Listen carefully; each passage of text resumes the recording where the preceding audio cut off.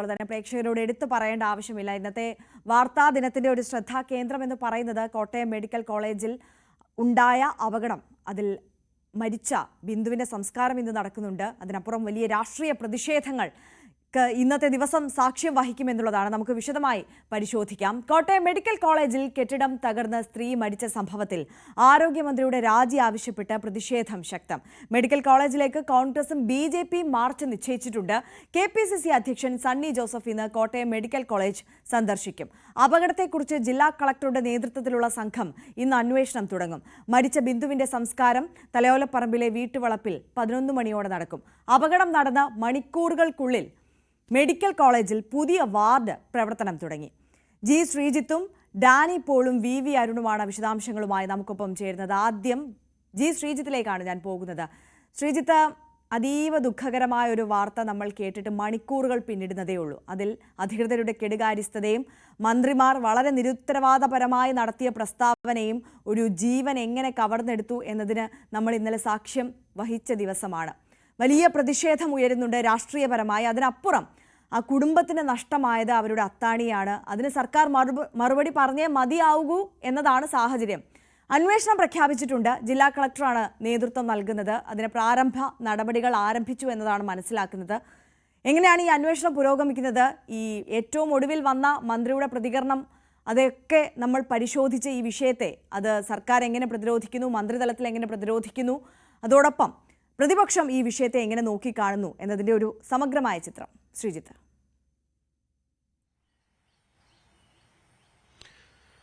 ആര്യ, ഇന്നത്തെ ദിവസം അത് വളരെ പ്രധാനപ്പെട്ടതാണ്. പ്രത്യേകിച്ച് ഈ വിഷയത്തിൽ കളക്ടറുടെ അന്വേഷണം അടക്കം ആരംഭിക്കുന്നത് ഇന്നാണ്. ഇന്ന് നേരിട്ട് അവിടെ എത്തി പരിശോധന നടത്തും. അതിനുശേഷം ഒരാഴ്ചയ്ക്കുള്ളിൽ റിപ്പോർട്ട് സമർപ്പിക്കും എന്നുള്ളതാണ് ജില്ലാ കളക്ടർ വ്യക്തമാക്കിയത്. ഒരു കാര്യമുള്ളത്, സമാനമായ രീതിയിൽ ഇന്നലെയൊക്കെ കേരളത്തിലാകെ പലയിടത്തും കണ്ട വലിയ പ്രതിഷേധമുണ്ട്. ഒരുപക്ഷെ ജനങ്ങളുടെ രോഷപ്രകടനം എന്ന് തന്നെ കാണേണ്ടി വരും അതിനെ. കാരണം അത്രയധികം വലിയ അനാസ്ഥകളുടെ ഒരു തുടർച്ച എന്ന നിലയിൽ തന്നെയാണ് ഇന്നലത്തെ സംഭവം ആകെ വിലയിരുത്തപ്പെട്ടത്. പ്രത്യേകിച്ച് ഈ ഇടിഞ്ഞു വീണ കെട്ടിടത്തിനടിയിൽ ആരുമില്ല എന്ന നിമിഷങ്ങൾക്കുള്ളിൽ തന്നെ മന്ത്രിമാർ പ്രഖ്യാപിച്ചതാണ് വിവാദമായത്. അതിനുശേഷം പിന്നീടും ഏതാണ്ട് 1 മണിയോടുകൂടി ഈ മൃതദേഹം കിട്ടുന്നതിന് മുൻപും അവർ സർജിക്കൽ ബ്ലോക്കിൽ വെച്ച് സംസാരിച്ചപ്പോഴും ഇതിനുള്ളിൽ ആരുമില്ല എന്ന നിലയിലേക്ക് എത്തുന്നു. ഏതാണ്ട് 2 മണിക്കൂർ വൈകി തുടങ്ങുന്ന രക്ഷാപ്രവർത്തനം. ഏതാണ്ട് എല്ലാ ഉദ്യോഗസ്ഥ സംവിധാനങ്ങളും നോക്കി നിൽക്കെയാണ് ബിന്ദു എന്ന 55-കാരി അതിനുള്ളിൽ കിടന്നത് എന്നുള്ളതാണ് ദാരുണമായ സംഭവം. ഒരാൾക്കും ഒരു അടിയന്തര ചികിത്സ മെഡിക്കൽ കോളേജിൽ ഉണ്ടായ ദുരന്തത്തിൽ പോലും നൽകാൻ കഴിഞ്ഞില്ല എന്നതാണ് ഒരുപക്ഷെ മലയാളികളെ ആകെ രോഷം കൊള്ളിക്കുന്ന ഒരു പ്രധാനപ്പെട്ട സംഭവമായി ഉയർന്നു വരികയും ചെയ്തത് അതുതന്നെയാണ്. എന്തായാലും ഇന്നും അതിശക്തമായ പ്രതിഷേധമുണ്ടാകും. DCCയുടെ നേതൃത്വത്തിൽ മെഡിക്കൽ കോളേജിലേക്ക് മാർച്ചുണ്ട്. ഒപ്പം തന്നെ KPCC അധ്യക്ഷൻ സണ്ണി ജോസഫ് മെഡിക്കൽ കോളേജിൽ എത്തുന്നുണ്ട്. യൂത്ത് കോൺഗ്രസിന്റെ മാർച്ച് ഉണ്ട്. അതിനുമപ്പുറത്തേക്ക് BJPയും മാർച്ച് നടത്തുന്നുണ്ട്. ശോഭാ സുരേന്ദ്രൻ ഉൾപ്പെടെയുള്ള നേതാക്കൾ പങ്കെടുക്കുന്നുണ്ട്. വലിയ ജനരോഷം തന്നെ നിൽക്കുകയാണ്. ഈ ജനരോഷം സർക്കാരിനെതിരായ വലിയ ആയുധമാക്കി ഇന്നലെ തന്നെ പാർട്ടികൾ രംഗത്ത് വരുന്ന ഒരു സാഹചര്യമാണ് നമ്മൾ കണ്ടത്. അതായത് മന്ത്രി രാജിവെക്കണം, ആരോഗ്യമന്ത്രി രാജിവെക്കണം എന്നതാണ് പ്രധാനപ്പെട്ട ആവശ്യമായി ഉയർന്നു വരുന്നത്. ഇന്നലെ രാത്രി വൈകി തന്നെ ഈ ഒരു പുതിയ തിയേറ്റർ കോംപ്ലക്സിൽ, പുതിയ സർജിക്കൽ ബ്ലോക്കിൽ ഈ ഒരു കെട്ടിടം പ്രവർത്തനം തുടങ്ങുന്ന കാഴ്ചയും കണ്ടു. അതായത് വേണമെങ്കിൽ ഇവിടെ അതിവേഗത്തിൽ സംവിധാനങ്ങൾ ഒരുക്കിക്കൊണ്ട് പ്രവർത്തിക്കാവുന്നതായിരുന്നു എന്ന് സർക്കാർ ഒറ്റ രാത്രി കൊണ്ട് ഫലത്തിൽ തെളിയിക്കുന്നു. ഒരു പരിധിവരെ സർക്കാരിനെ പ്രതിരോധത്തിലാക്കുന്ന ഒരു കാര്യം കൂടിയാണ് അത് എന്നുകൂടി കരുതേണ്ടി വരും. എന്തായാലും ഇന്നലെ ഇതൊക്കെ ഉണ്ടായ ശേഷം ഏറ്റവും ഒടുവിൽ medical college superintendent doctor TK Jayakumar ഇതിന്റെ എല്ലാ ഉത്തരവാദിത്തം താൻ ഏറ്റെടുക്കുന്നു എന്ന നിലയിൽ സംസാരിക്കുന്നു. അതായത് മന്ത്രി പറഞ്ഞതടക്കമുള്ള കാര്യങ്ങളുടെ അടക്കം ഉത്തരവാദിത്തം താൻ ഏറ്റെടുക്കുന്നു എന്ന് പറയുകയാണ്. ഫലത്തിൽ ഒരുപക്ഷെ ഇനി നടപടി ഏതൊക്കെ തരത്തിലായിരിക്കും ഉണ്ടാകുക, മെഡിക്കൽ കോളേജ് സൂപ്രണ്ടിനെ മാറ്റി നിർത്തിക്കൊണ്ട് ഒരു നടപടിയിലേക്കായിരിക്കുമോ കടക്കുക, അതിനൊക്കെ അപ്പുറത്തേക്ക് അതിൽ തൃപ്തി വരാൻ ഒരുപക്ഷെ പ്രതിപക്ഷ പാർട്ടികൾ തയ്യാറാകില്ല. അവർ ആരോഗ്യമന്ത്രിയുടെ രാജി തന്നെ തന്നെയാണ് പ്രധാനമായും ആവശ്യപ്പെടുന്നത്. സ്ഥലം MLA കൂടിയായ മന്ത്രി VN വാസവനെതിരെയും അതിരൂക്ഷമായ വിമർശനവും പ്രതിഷേധവും ഒക്കെ ഉയർന്നു വരുന്നുണ്ട്. ഇന്നലെ രാത്രി വൈകിയും പ്രതിഷേധങ്ങളുണ്ടായിരുന്നു. ചാണ്ടിയുമ്മൻ ഈ ആംബുലൻസ് മൃതദേഹവുമായി പോയ ആംബുലൻസിന് മുന്നിൽ നിന്ന് പ്രതിഷേധിച്ചപ്പോൾ അദ്ദേഹത്തെ അവിടെ നിന്ന് പിടിച്ചു മാറ്റുകയും ഈ പ്രവർത്തകരെയൊക്കെ മാറ്റുകയും പിടിച്ചുകൊണ്ടു പോവുകയൊക്കെ ചെയ്തു. അവർക്കെതിരെ ചാണ്ടിയുമ്മനെതിരെ ഒന്നാം പ്രതിയാക്കി കേസെടുക്കുന്ന സാഹചര്യം ഒക്കെയും ഉണ്ടായിരുന്നു. അങ്ങനെ വലിയൊരു പ്രതിഷേധങ്ങളുടെ ഒരു തുടർച്ച തന്നെയാണ് ഇവിടെ ഉണ്ടാകുന്നത്. ആര്യ, ശ്രീജിത്ത് ഇപ്പൊ സൂചിപ്പിച്ചതുപോലെ തന്നെ തുടക്കം മുതൽ തന്നെ നമുക്ക് ഇതിലെ ഒരു രാഷ്ട്രീയ വിജയം നേടാനുള്ള അല്ലെങ്കിൽ അത്തരത്തിലൊരു നേട്ടം കൊയ്യാനുള്ള ഒരു തിടുക്കം അത് മന്ത്രിമാരുടെ ഭാഗത്ത് നിന്ന് സർക്കാരിന്റെ ഭാഗത്ത് നിന്ന് വന്നത് ഒക്കെയാണ് ഈ വലിയ ദുരിതത്തിലേക്ക് കൊണ്ടെത്തിച്ചത് എന്നുള്ളത് നമുക്കറിയാം. ഇവിടെ വലിയൊരു പുതിയൊരു കെട്ടിടം അവിടെ മെഡിക്കൽ കോളേജിൻ്റെതായി നിർമ്മിച്ചിട്ടുണ്ടായിരുന്നു. ഈ കാലപ്പഴക്കം ചെന്ന കെട്ടിടത്തിൽ നിന്ന് അവിടേക്ക് അവരെ മാറ്റേണ്ട സമയം എപ്പോഴേ കഴിഞ്ഞിരുന്നു. പക്ഷേ ഈ ഉദ്ഘാടനം നീട്ടി വെക്കുകയായിരുന്നു. ഇപ്പോൾ ഈ അപകടം നടന്നതിന് തൊട്ട് പിന്നാലെയാണ് അവിടെ ആ വാർഡുകൾ തുറന്ന് രോഗികളെല്ലാം എത്രയും പെട്ടെന്ന് അങ്ങോട്ട് മാറ്റിയത്. അതിന് ഒരു ജീവൻ കൊടുക്കേണ്ടി വന്നു എന്നതാണ് സാഹചര്യം. അവിടെ ഈ ഉദ്ഘാടനം മാറ്റിവെച്ചു. അത് ഏത് രാഷ്ട്രീയ സാഹചര്യം അല്ലെങ്കിൽ നേട്ടത്തിന് വേണ്ടിയിട്ടായിരുന്നു എന്നുള്ള ചോദ്യം അവശേഷിക്കുന്നുണ്ട്. അതിനപ്പുറം അവിടെ എത്തിയിട്ടുള്ള മന്ത്രിമാരുടെ വാക്കുകൾ അത് അവരെത്ര മായ്ച്ചു കളയാൻ അല്ലെങ്കിൽ തിരുത്താൻ ശ്രമിച്ചാലും അങ്ങനെയല്ല പറഞ്ഞത്, അതല്ല ഉദ്ദേശിച്ചത് എന്നതിനെക്കുറിച്ചൊക്കെ വിശദീകരിച്ചാലും മന്ത്രിമാർ എന്നുള്ള നിലയിൽ അല്ലെങ്കിൽ സാധാരണ മനുഷ്യന്മാർ എന്നുള്ള നിലയിൽ പോലും നടത്തേണ്ട തരത്തിലുള്ള ഒരു പ്രതികരണമല്ല ആ ഘട്ടത്തിൽ നടത്തിയത് എന്നുള്ളത് വാസ്തവമാണ്. അവിടെ പഴകിയ കെട്ടിടമായിക്കോട്ടെ എവിടെ ആയിക്കോട്ടെ ഒരു അപകടം നടക്കുമ്പോൾ അവിടെ അതിനടിയിൽ അല്ലെങ്കിൽ അവിടെ ഒരു മനുഷ്യൻ കുടുങ്ങിയിട്ടുണ്ടോ, ഒരു മനുഷ്യൻ ജീവനെങ്കിലും ബുദ്ധിമുട്ട് സംഭവിച്ചിട്ടുണ്ടോ എന്ന് പരിശോധിക്കേണ്ടത് പ്രാഥമികമായ ഒരു കാര്യമാണ്. അതവിടെ നടന്നിട്ടില്ല എന്നുള്ളതാണ്. അപ്പോൾ സ്വാഭാവികമായും ഈ വിഷയങ്ങളെല്ലാം ഈ കെട്ടിട നിർമ്മാണം നേരത്തെ തന്നെ പൂർത്തീകരിച്ചതാണ്. 200 കോടിയോളം മുടക്കി നിർമ്മിച്ച പുതിയ ബ്ലോക്ക് മന്ദിരം അവിടെ ഉണ്ടായിട്ടും ഈ പഴയ കെട്ടിടത്തിൽ വളരെ സജീവമായി തന്നെ രോഗികളെ കിടത്തിയിരുന്നു, ആ പ്രവർത്തനം നടന്നിരുന്നു എന്ന സാഹചര്യം കൂടി നിലനിൽക്കുന്നുണ്ട്. അപ്പോൾ ഈ വിഷയങ്ങളെല്ലാം ഉയർത്തിക്കൊണ്ട് ഉള്ള ഒരു പ്രതിഷേധമായിരിക്കില്ലേ പ്രതിപക്ഷത്തിന്റെ ഭാഗത്തു നിന്ന് ഉണ്ടാവുക.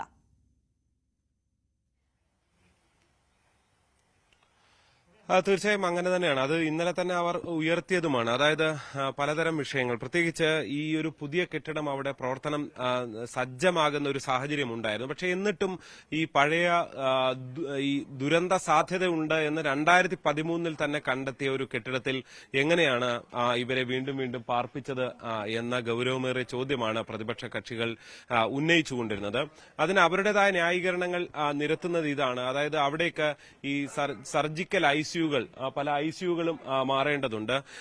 അത് മാറ്റിയ ശേഷം മാത്രമേ ഈ വാർഡ് മാറ്റാൻ കഴിയൂ എന്നുള്ളതായിരുന്നു. എന്തായാലും ഒരു കാര്യം ഉണ്ടായിരുന്നത്, ഇതിനൊക്കെ അപ്പുറത്തേക്ക് ഇക്കാര്യത്തിൽ ഈ ഒരു വാദങ്ങളെല്ലാം തള്ളുന്നതാണ്. ഇന്നലെ ഒറ്റ രാത്രി കൊണ്ട് ഇക്കാര്യത്തിൽ ഒരു മാറ്റം, അതായത് ഇതൊക്കെ മാറ്റാൻ കഴിയും.